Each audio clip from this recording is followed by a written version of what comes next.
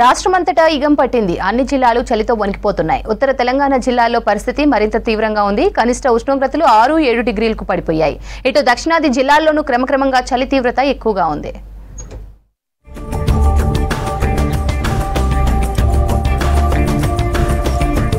రాష్ట్రంలోని ఏజెన్సీ జిల్లాలైన ఆదిలాబాద్, కొమరంభీం, ఆసిఫాబాద్ జిల్లాలు చలికి గజగజలాడుతున్నాయి. ఆదిలాబాద్ జిల్లా భీంపూర్ మండలం అర్లీ గ్రామంలో అత్యల్పంగా 6.3 డిగ్రీల కనిష్ట ఉష్ణోగ్రత నమోదైంది. నిర్మల్ జిల్లా మామడలో 6.6, కొమరంభీం ఆసిఫాబాద్ జిల్లా తిర్యానిలో 6.7, సంగారెడ్డి జిల్లా కోహీర్లో 6.8 డిగ్రీల వరకు టెంపరేచర్లు రికార్డయ్యాయి.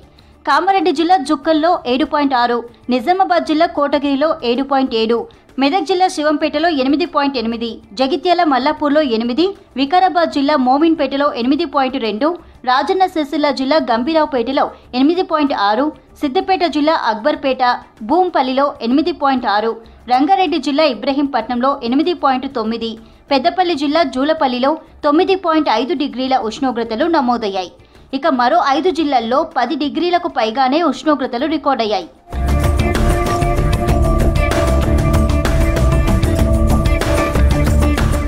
గత ఏడాదితో పోలిస్తే ఈసారి టెంపరేచర్లు భారీగా పడిపోయాయి.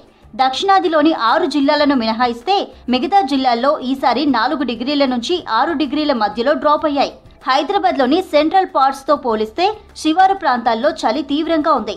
రాష్ట్రంలో మరికొన్ని రోజుల పాటు ఇదే పరిస్థితులు ఉండే అవకాశాలున్నాయని వాతావరణ శాఖ తెలిపింది. ఉత్తరాదితో పాటు దక్షిణాది జిల్లాల్లోనూ చలి ఎక్కువగా ఉంటుండటంతో పాటు పొగమంచు ప్రభావం మరింత పెరుగుతుందని తెలిపింది.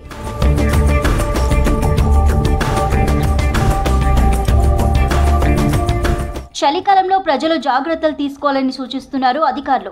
పొగమంచు దట్టంగా ఉండే తెల్లవారుజాము, ఉదయం వేళల్లో ప్రయాణాలు పెట్టుకోవద్దని చెప్తున్నారు. వెళ్లాల్సి వస్తే వాహనాలను జాగ్రత్తగా నడపాలంటున్నారు. పొగమంచులో ఎదురుగా వచ్చే లేదా మన ముందు వెళ్లే వాహనాలు కనిపించవు. ఫలితంగా ప్రమాదాల బారిన పడే ముప్పు ఉంటుందని, వీలైనంత వరకు పొగమంచు సమయంలో ప్రయాణాలను రద్దు చేసుకుంటే మంచిదని చెప్తున్నారు. చలి నుంచి కాపాడుకునేలా వెచ్చటి దుస్తులను ధరించాలంటున్నారు డాక్టర్లు. చన్నీటి స్నానాన్ని దూరం చేయడంతో పాటు శ్వాస వ్యవస్థ మీద ప్రభావం చూపించే చల్లని పానీయాలు, ఐస్ క్రీంల వంటి ఆహార పదార్థాలకు దూరంగా ఉండాలని సూచిస్తున్నారు.